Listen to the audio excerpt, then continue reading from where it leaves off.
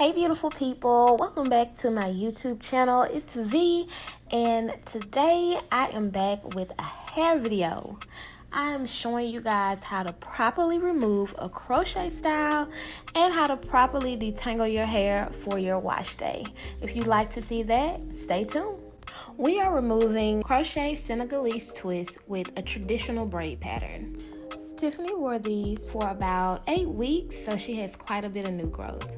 So I'm going to use a little bit of tension and pull the hair away from her scalp and away from her braid, just to be sure I'm not cutting too close to her edges. And with the scissors, I'm going to cut right above the little knot that's created from the actual crochet twist being put underneath her braid and locked in. Pulling it just helps me see the separation between everything, especially if you have crochet hair that's the same color as yours. Hers actually has some color to it, but if it was black and her hair is black, sometimes it can be difficult, especially if you're going to do it on yourself, to see the difference between your hair and the actual crochet hair. So pulling it helps avoid mistakenly cutting any of it. I'm going to be showing you guys 2 super easy ways to get the rest of the crochet hair out. You could go the traditional route and just pick each piece of crochet hair out like so. Or if you want to take the easier route, you can do what I'm doing here. I'm basically looking for her very last tail of braids, because when I braided, I did tuck each braid into the next braid I braided. So I have one main braid tail that was left that I crocheted underneath all the other corn rolls. So I'm just going to take this tail and use the rat tail piece of my comb, get it loose, and then I'm going to continue to taking this braid loose. As I work up with loosening up each corn roll, the little pieces that are left will naturally fall out on their own, and they'll loosen up, which will make it easier for me to just kind of pull them out as I go as well.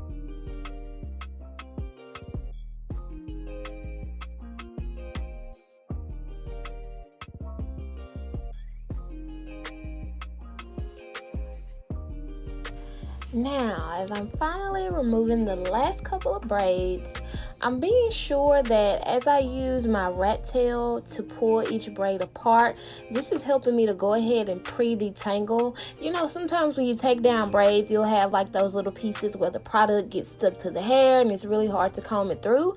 So taking my time with the rat tail comb kind of go ahead and pulls those little pieces apart and helps really get some of the smaller tangles apart.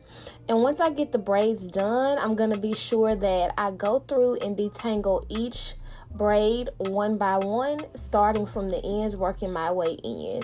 As you guys can see, the rest of the hair that I've already taken down, it looks detangled and combed out. And that's because each time I got done with the braid, I went ahead and combed out all the excess hair that has shedded over the time of her having her style in. This step helps to make it super easy to detangle once your hair has been wet.